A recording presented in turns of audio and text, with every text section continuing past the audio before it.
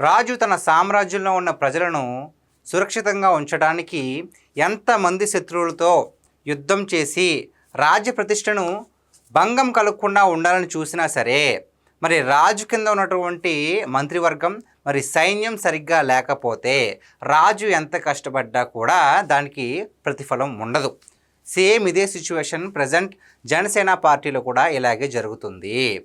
మరి మన రాష్ట్ర ఉప ముఖ్యమంత్రి వర్యులు పవన్ కళ్యాణ్ గారు రీసెంట్గానే మంగళగిరిలో తన పార్టీ నేతల అందరితోనే ఒక సమావేశం ఏర్పాటు చేసి చాలా ఆగ్రహాన్ని వ్యక్తం చేశారు. వైసీపీ వాళ్ళు కూటమి ప్రభుత్వాన్ని అలాగే మరి పవన్ కళ్యాణ్ గారిని నోటికొచ్చినట్టు మాట్లాడుతుంటే, అంత అలాగ దూషిస్తుంటే మీరంతా ఏం చేస్తున్నారు అని చెప్పేసి పవన్ కళ్యాణ్ గారు మంత్రులతోటి అదేవిధంగా నేతలు ప్రతి ఒక్కరిపైన కూడా సీరియస్ అయ్యారు.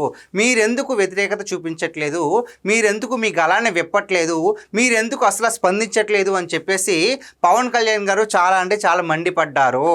స్వయాన సొంత అన్నైనటువంటి ఎమ్మెల్సీ నాగబాబు గారిని కూడా మీరు సోషల్ మీడియాలో స్పందిస్తున్నారు, కానీ ఆడవాళ్ళ వస్త్రధారణ గురించి స్పందిస్తున్నారు. కాకపోతే మరి తిరుమల లడ్డు విషయం గురించి మీరు ఎందుకు స్పందించలేదు అని చెప్పేసి నాగబాబు గారిని, అదేవిధంగా మరి కాకినాడ ఎంపీ అయినటువంటి ఉదయ్ శ్రీనివాస్ గారిని కూడా మీరు లండన్ ట్రిప్పుల మీద దృష్టి పెడుతున్నారు, కానీ ఇలాంటి మరి వైసీపీ వాళ్ళు మనల్ని ఎంత మాటలు వేసి అంటుంటే మీరు ఎందుకు స్పందించట్లేదని చెప్పేసి ఆయన మీద కూడా సీరియస్ అవ్వడం జరిగింది.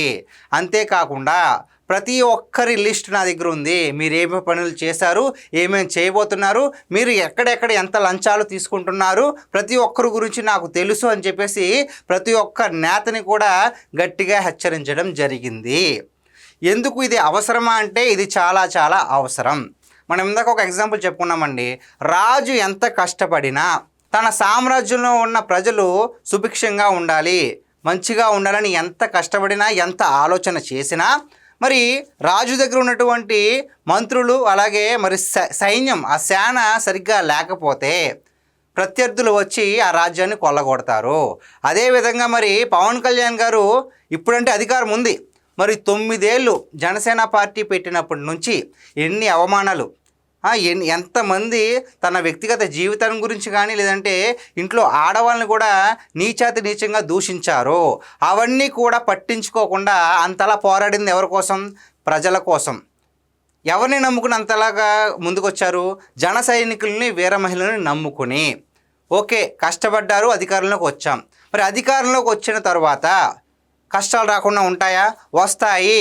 అధికారంలోకి వచ్చినా సరే సమస్యలు వస్తూ ఉంటాయి. అయితే అధికారం మన చేతిలో ఉంది కాబట్టి దాన్ని ఏ విధంగా సద్వినియోగం చేసి ఆ సమస్యని పరిష్కరించి ప్రజలకు ఇంకెంత చేరువవ్వాలని మనం ఆలోచన వేయాలి. కానీ అధికారం మన చేతికి వచ్చేసింది కదా అని చెప్పేసి ఎవరైనా సరే పిచ్చి పిచ్చి వేషాలు వేస్తే ఒక్కొక్కరి చిట్ట నా దగ్గర ఉంది, ప్రతి ఒక్కరికి ఏ విధమైన చర్యలు తీసుకోవాలో నాకు బాగా తెలుసు అని చెప్పేసి పవన్ కళ్యాణ్ గారు అయితే ప్రతి ఒక్కరికి గట్టిగా దిశానిర్దేశం చేసేసారు. ఇక మీదట మీ ఆటలు సాగు అని చెప్పేసి పవన్ కళ్యాణ్ గారు చాలా అంటే చాలా సీరియస్ అయ్యారండి. ఎందుకు అంటే వేరే వాళ్ళు మనం ఒక్క మాట అంటే వెంటనే కూడా గళం విప్పాలి. విప్పకపోతే మనం స్పందించకపోతే వాళ్ళ ఆధిపత్యం పెరిగిపోతుంది. అంతేకాకుండా వాళ్ళు తప్పు చేసి కూడా చాలా గట్టిగా వాదిస్తున్నప్పుడు మన దగ్గర తప్పు లేనప్పుడు మనం ఎందుకు అసలు మనం గళాన్ని విప్పట్లేదు అని చెప్పేసి పవన్ కళ్యాణ్ గారి ఆవేదన. సో గైస్, ఇది ఈరోజు మన వీడియో. ఈ వీడియో పైన మీ విలువైన అభిప్రాయాన్ని కామెంట్ రూపంలో తెలియజేయండి. Thank you.